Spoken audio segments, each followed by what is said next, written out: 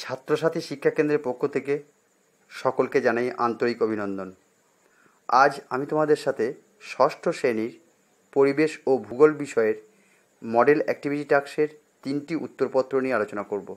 তো ভিডিও শুরু করার আগে সকলকে জানাই, যারা আমার চ্যানেলে নতুন তারা অবশ্যই চ্যানেলটি সাবস্ক্রাইব করো এবং আমার চ্যানেলে পরবর্তী ভিডিও নোটিফিকেশন যাতে সহজেই পেতে পারো তার জন্য পাশে থাকা বেল আইকনে অবশ্যই ক্লিক করো।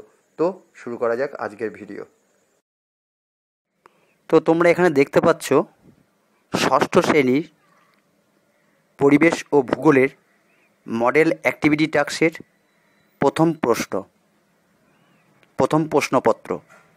তো এই প্রশ্নগুলো তোমরা আশা করি তোমাদের কাছে আছে, স্কুল থেকে তোমরা হয়তো পেয়েছো। তো প্রশ্নগুলো সামনে রাখো এবং আমি এগুলোর কিভাবে উত্তর করতে হয় বা কি উত্তর হয় সেগুলো নিয়ে তোমাদের সাথে আলোচনা করছি। তো প্রথম প্রশ্ন দেখো, চাঁদের পরিবেশ সম্পর্কে চন্দ্র অভিযানকারী দলের অভিজ্ঞতার বিবরণ দাও। তো এই উত্তরগুলো আমি কিভাবে করেছি সেটা একটু তোমরা নোট করো, দেখে নাও। আমি পরপর উত্তরগুলো আমি করে রেখেছি, সেই উত্তরগুলো তোমাদের খাতায় তোমাদের লিখতে হবে, এইভাবে ঠিক লিখবে।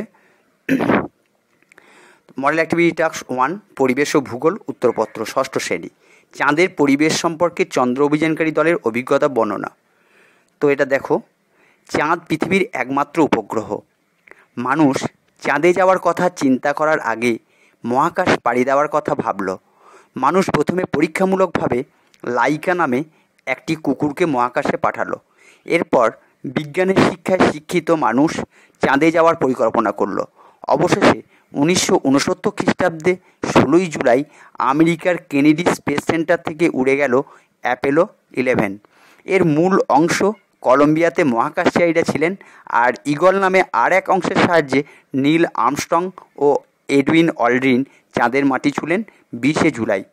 তো তোমরা আশা করি লিখে নিচ্ছ এগুলো দেখে, তো এগুলো নোট করে নাও। এরপর দেখো, এই অভিযানকারী দলের অভিজ্ঞতা থেকে চাঁদ সম্পর্কে যে সমস্ত বিষয়টি জানা যায় সেগুলি হলো: 1 নাম্বার, চাঁদে বাতাস নেই, নিঃশ্বাস নেওয়া যায় না। 2, চাঁদ পৃথিবীর তুলনায় হালকা, তাই তার আকর্ষণ শক্তিও কম। 3, এখানে সমস্ত জিনিস পৃথিবীর তুলনায় 6 ভাগ হালকা হয়। 4, চাঁদের সব সময় নিস্তব্ধ, এখানে যতই চিৎকার করা হোক না কেন কেউ শুনতে পায় না, কারণ বায়ুশূন্য স্থান থেকে শব্দ এক জায়গা থেকে অন্য জায়গায় যেতে পারে না। চাঁদে কোনো গাছপালা নেই, এবড়ো খেবড়ো জমি, ছোট বড় পাথর, গোল গোল বিশালাকার গর্ত, ধুলোয় ভর্তি চারদিক, সূর্যের আলো এখানে পৌঁছাতে পারে না। ঠিক আছে, 1 নাম্বার প্রশ্নের উত্তর কমপ্লিট। এবার দ্বিতীয় প্রশ্ন, পৃথিবীর আকৃতি পৃথিবীর মতো ব্যাখ্যা করো। তো এটা কীভাবে আমি লিখেছি দেখো, বিজ্ঞানীদের অনুমান সৃষ্টির আদি লগ্নে পৃথিবী গোলাকার ছিল, কিন্তু উত্তপ্ত বাষ্পীয় পৃথিবী যতই শীতল ও কঠিন হয়েছে ততই তার আকৃতিগত পরিবর্তন হয়েছে। পৃথিবীর উপর দাঁড়িয়ে প্রায় 8,848 মিটার উচ্চতা বিশিষ্ট মাউন্ট এভারেস্ট, হিমালয়, ইউরাল পর্বত, আন্দিজ পর্বত, গ্র্যান্ড ক্যানিয়ন, মারিয়ানা খাত সব কিছুই অসমান পৃথিবীপৃষ্ঠের প্রমাণ দেয়। আবার আবর্তন গতির কারণে নিরক্ষীয় অঞ্চল স্ফীত হলেও 2 মেরু অঞ্চল চাপা। অর্থাৎ পৃথিবীর একটি অভিনব আকৃতি আমরা অনুমান করি যে আকারের সঙ্গে পৃথিবীর পাওয়া কোনো বস্তুর সঙ্গে পুরোপুরি মিল পাওয়া যায় না। তাই বলা যায় পৃথিবীর আকৃতি পৃথিবীর মতো, যাকে ইংরেজিতে বলে জিওড। ঠিক আছে, তো দ্বিতীয় প্রশ্নের উত্তর এখানে শেষ হলো। এবার 3 নম্বর প্রশ্নের উত্তর দেখো। 3 নম্বর প্রশ্নটা কী বলেছে বলো তো, বিভিন্ন অক্ষরেখাগুলোর চিত্র অঙ্কন করতে বলেছে একটা বৃত্তের মধ্যে। তো 3 নম্বর প্রশ্নের উত্তরটা দেখো, এখানে আমি ছবিটা এঁকেছি, তারপরে অক্ষরেখাগুলোর নাম দিয়েছি, পৃথিবীর প্রধান অক্ষরেখা এবং তার মানগুলো পাশে দেওয়া আছে, তোমরা এগুলো এরকমভাবে এঁকে নেবে। সুমেরু বৃত্তরেখা 66.12 ডিগ্রি উত্তর, কর্কট ক্রান্তি রেখা 23.12 ডিগ্রি উত্তর, নিরক্ষরেখার মান আমরা সবাই জানি 0 ডিগ্রি, মকর ক্রান্তি রেখা 23.12 ডিগ্রি দক্ষিণ, কুমেরু বৃত্তরেখা 66.12 ডিগ্রি দক্ষিণ। ঠিক আছে, তো এই অক্ষরেখাগুলো তোমরা একটা বৃত্ত আঁকবে, তারপর এই অক্ষরেখাগুলো এরমভাবে আঁকবে এবং তার মানগুলো পাশে লিখে দেবে। 4 নম্বর প্রশ্নের উত্তর দেখো, উত্তরের সমভূমি অঞ্চল ঘন জনবসতি হওয়ার কারণ কি? তো উত্তরের সমভূমি অঞ্চল ঘন জনবসতি হওয়ার কারণগুলো আমি বলছি, তোমরা লিখে নাও। উত্তর ভারতের সমভূমি অঞ্চলটি হিমালয় থেকে বেয়ে আসা নদীর পলি, বালি, নুড়ি সঞ্চিত হয়ে গড়ে উঠেছে। এখানে ভারতের সর্বাধিক কৃষিকাজ হয় এবং প্রচুর মানুষ এখানে বসবাস করেন। রেল ও সড়ক পথে ব্যাপক উন্নতি হওয়ায় শিল্পের উন্নতি হয়েছে। অনুকূল জলবায়ু, কর্মসংস্থানের সুবিধা ইত্যাদি অনুকূল অবস্থার জন্য এখানে অনেক বড় বড় শহর ও কলকারখানা গড়ে উঠেছে। তাই উত্তরের সমভূমি অঞ্চল ঘন জনবসতিপূর্ণ। তোমাদের বলে রাখি, টার্গেট কোচিং সেন্টার পড়াশুনোর বিশ্বস্ত প্রতিষ্ঠান, ঠিকানা পিন্ডিরা, পূর্ব বর্ধমান। তো এই সমস্ত যে উত্তরপত্রগুলো আমি লিখে রেখেছি, এগুলো যদি পিডিএফ আকারে তোমরা পেতে চাও তো অবশ্যই দেখো লিঙ্ক দেওয়া আছে, এই লিঙ্কে ক্লিক করে তোমরা অবশ্যই এইটা পিডিএফ আকারে পেতে পারবে। তারপরে দ্বিতীয় মডেল অ্যাক্টিভিটি টাস্ক, ভূগোলের ওপর দ্বিতীয় মডেল অ্যাক্টিভিটি টাস্কের যে প্রশ্নগুলো দেওয়া আছে সেই প্রশ্নের উত্তরগুলো নিয়ে তোমাদের সাথে আলোচনা করব। তো দেখো ফার্স্ট কোশ্চেন কী আছে, দেখো দ্বিতীয় মডেল অ্যাক্টিভিটি টাস্কের ফার্স্ট প্রশ্ন আছে যে এমন একটা গ্রহ আছে যেটা নিজ অক্ষের চারদিকে উত্তর থেকে দক্ষিণে ঘোরে, সেই গ্রহটার নাম লিখতে হবে এবং তার বৈশিষ্ট্য লিখতে হবে। তো যে গ্রহ তার নিজের অক্ষের চারদিকে উত্তর থেকে দক্ষিণ দিকে ঘোরে তার নাম হচ্ছে ইউরেনাস। এই গ্রহের বৈশিষ্ট্যগুলো বলছি। 1 নাম্বার, সূর্য থেকে দূরত্ব 287 কিলোমিটার।